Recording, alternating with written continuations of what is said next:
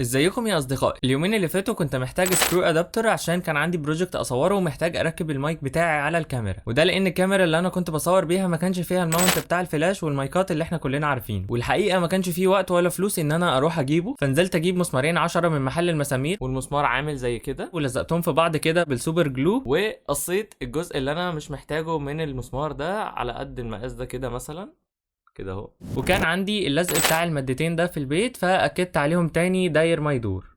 وخلاص كده بقى عندي سكرو ادابتر يقدر يستحمل المايك بتاعي، ويقدر كمان يستحمل لو في بانل اضاءة احطه بيه على الكاميرا.